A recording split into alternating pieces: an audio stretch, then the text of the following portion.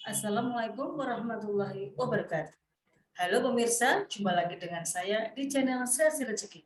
Kali ini kita akan bincang-bincang ringan terkait kurikulum Merdeka dengan salah seorang pengawas sekolah menengah di salah satu kabupaten di Jawa Tengah, yaitu Bapak Tunu Susmanto SPD MPD, dengan topik CP, TP, ATP, dan MA.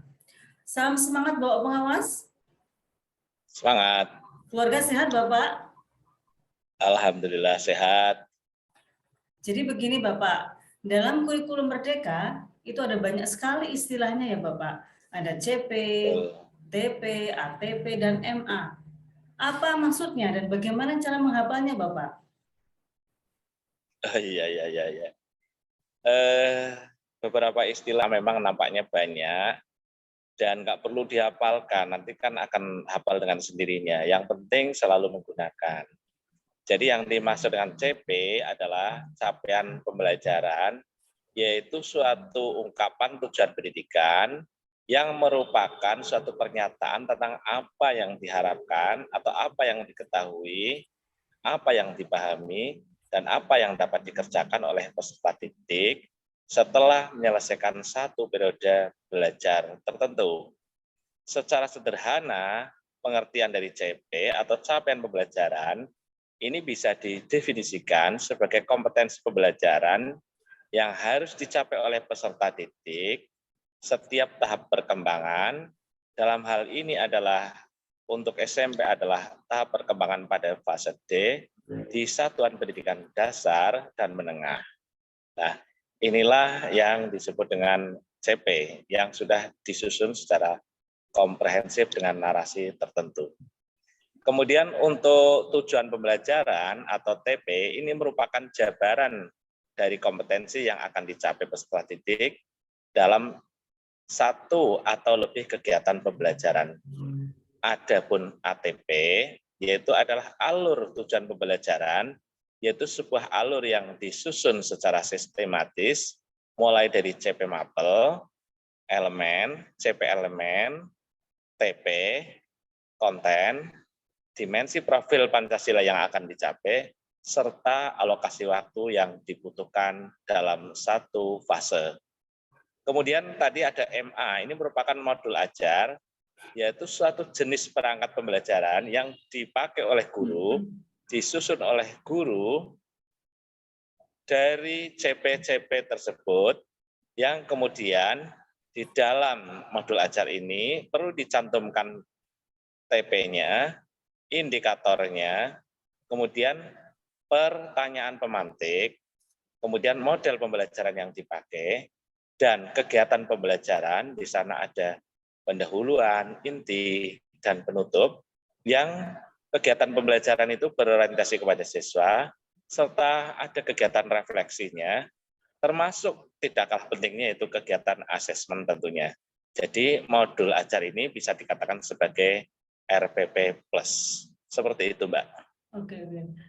Berikutnya Bapak, dari mana kita mendapatkan CP, TP, ATP, dan MA Bapak?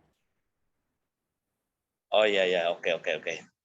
Jadi untuk CP ini sudah dibuatkan atau disusun oleh pemerintah yang meliputi CP mapel, CP elemen. Ini bisa kita lihat, bisa kita cermati di Keputusan Kepala Badan Standar Kurikulum dan Asesmen Pendidikan, Kementerian Pendidikan, Kebudayaan, Riset, dan Teknologi, nomor 033-H-KR-2022 tentang perubahan atas Keputusan Kepala Badan Standar Kurikulum dan Asesmen Pendidikan, Kementerian Pendidikan, Kebudayaan, Riset, dan Teknologi, nomor 008-H-2022 tentang capaian pembelajaran pada pendidikan anak usia dini, jenjang pendidikan dasar, dan jenjang pendidikan menengah pada kurikulum Merdeka. Seperti itu, jadi cara mencarinya adalah ada di Keputusan Kepala Badan Standar Kurikulum dan Asesmen Pendidikan nomor 033 tahun 2022. Ya. Oke. Berikutnya Bapak, bagaimana cara menyusun ATP Bapak? Oh iya. Jadi untuk CP tadi sudah jelas ya. Lalu bagaimana cara menyusun ATP? Untuk menyusun ATP ini nanti kita harus melihat CP-nya, ya. Jadi CP tiap mapel perlu dilihat oleh guru, kemudian baru kita urutkan secara logis sehingga ada benang merah antara CP mapel elemen dan CP elemen sampai kepada TP. Lah, TP ini dibuat oleh guru. Dari CP mapel dan CP elemen kita bisa menemukan konten. Tentunya konten-konten ini disesuaikan dari CP tiap elemen di setiap mapel. Kemudian tiap TP ini bisa ditambahkan ya profil pelajar Pancasila dari dimensi mana yang akan kita capai. Selanjutnya tiap lingkup materi diberikan alokasi waktu yang cukup. Jadi dengan demikian ini sudah menjadi ATP ya. Jadi jangan lupa harus ada urutan yang logis dari CP mapel, elemen, CP elemen, konten, TP, dimensi profil Pancasila mana yang akan dicapai. Selanjutnya tiap lingkup materi diberi alokasi waktu yang cukup. Begitu cara menyusun ATP. Oke, terima kasih. Setelah kita bisa menyusun ATP, lalu bagaimana membuat TP itu sendiri, Pak? Dan siapa yang membuat TP, Pak? Oke. Jangan lupa ya, TP ini harus dibuat oleh guru mapel sendiri-sendiri. Untuk membuat TP, ini ada cara yang paling sederhana dan paling mudah, yaitu dengan menambahkan satu atau lebih kompetensi di depan atau sebelum konten. Nah, kompetensi ini bisa diambil dari KKO atau kata kerja operasional, edisi revisi Bloom 2013 dan Anderson. Di sana kita bisa memilih beberapa kata kerja operasional. Ditambahkan di depannya itu menjadi TP atau tujuan pembelajaran. Mudah kan? Oh, iya. Bapak, apakah TP itu bisa disederhanakan lagi, Pak? Bagaimana caranya, Pak? Nah, ini nih yang perlu diketahui oleh semua pendidik. TP itu bukan disederhanakan, tetapi bisa di breakdown menjadi beberapa indikator. Cara yang paling mudah untuk membreakdown indikator adalah dengan menambahkan kompetensi di depan tiap bagian konten. Selanjutnya, bisa tambahkan kondisi yang diharapkan dari peserta didik.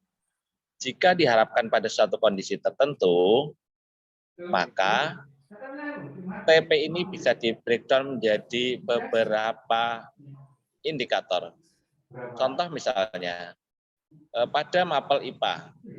Indikator pada mapel IPA, dari konten tertentu, kita ambil contoh konten pemisahan campuran.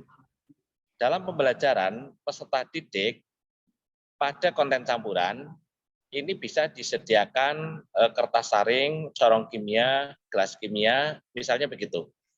Misal, jika TP-nya dari konten tersebut berbunyi, peserta didik dapat menjelaskan serta dapat melakukan pemisahan campuran, maka indikator yang dapat dirumuskan dari konten tersebut atau dari TP tersebut, dari TP tersebut, maka dapat berbunyi demikian. Ya, peserta didik dapat memisahkan campuran air dan pasir dengan cara filtrasi. Itu salah satu indikator.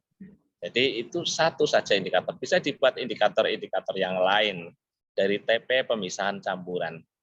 Nah, kata memisahkan ini dapat kita temukan di KKO Bloom dan Anderson edisi revisi tahun 2013. Yaitu di sana diketemukan KKO pada level C4 atau analisis. Ya, di sana kita ketemukan kata memisahkan. Jadi begitu kira-kira. Ya, oke Bapak. Kemudian Bapak, bagaimana kita dapat mengukur ketercapaian TP, Bapak? Oh iya. Ini penting ini. Bagian dari modul ini adalah ada asesmen. Maka untuk mengukur ketercapaian CP ini digunakan asesmen yang telah disusun di dalam modul ajar.